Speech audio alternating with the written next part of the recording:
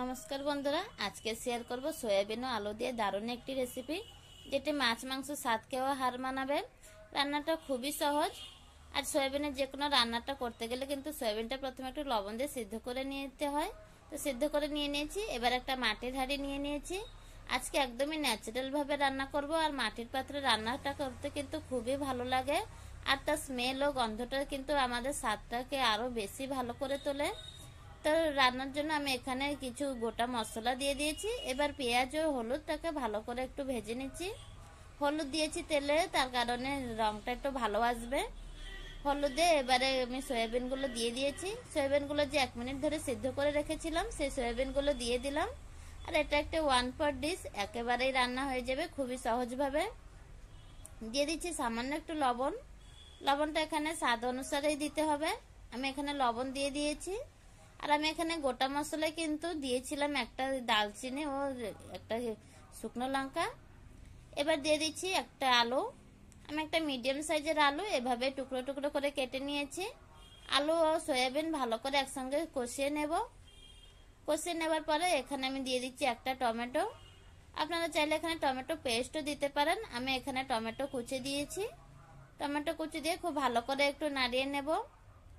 আমার মাটির হাঁড়িটা যেহেতু একটু ছোট, তার কারণে একটু রান্না করতে অসুবিধা হচ্ছে। এবার একটু দিয়ে দিচ্ছি 1 চামচ আদা বাটা ও রসুন বাটা, দিয়ে আবারও ভালো করে একটু কষিয়ে নেব। এভাবে ক্লে পটে একবার রান্না করে দেখতে পারেন। ক্লে পটের রান্নাটা কিন্তু আমাদের শরীরের পক্ষে খুবই হেলদি হয়ে থাকে। আর এ থেকে যে একটা মাটির একটা স্মেল আসে, আমাদের তরকারি বা যে কোনো ডিশকে আরো সুন্দর করে তোলে।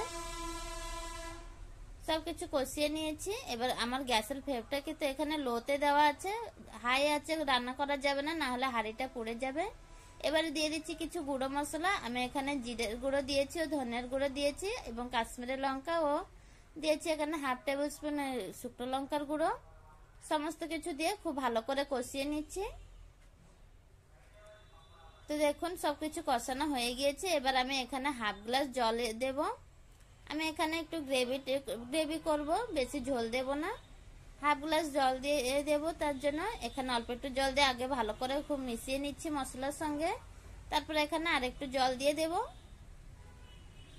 জল দেওয়ার পরে কিন্তু গ্যাসের ফ্লেমটা মিডিয়ামে করে দিতে হবে, তাহলে খুব জলদি হয়ে যায়। আর এটা রান্না করতে কিন্তু আমাদের বেশি সময়েরও প্রয়োজন পড়ে না, খুব কম টাইমের মধ্যে রান্না হয়ে যায়। গ্যাসের ফ্লেমটা হাই একটু মিডিয়াম করে দিয়েছি। এবার আলু ওটা সেদ্ধ হয়ে আসছে। এবার দিয়ে দেব এখানে গরম মশলা। আমি এখানে 1/2 টেবিল স্পুন গরম মশলা দিয়েছি। গরম মশলা দিয়ে আরো 1 মিনিট রান্না করে নেব। আর এখন 1 মিনিট পরে দেখাচ্ছি। তো দেখুন তরকারিটা একদমই রেডি হয়ে গিয়েছে। আমার ভিডিওটি কে কোথা থেকে দেখছেন আমাকে অবশ্যই কমেন্ট করে জানাবেন। রেসিপিটি ভালো লাগে থাকলে অবশ্যই লাইক কমেন্ট করবেন। আর চ্যানেলটিকে সাবস্ক্রাইব করতে একদমই ভুলবেন না। মাটির পাত্র আমাদের শরীরের জন্য খুবই উপকারী হয়ে থাকে, তো একবারের জন্য হলে বানিয়ে দেখতে পারেন।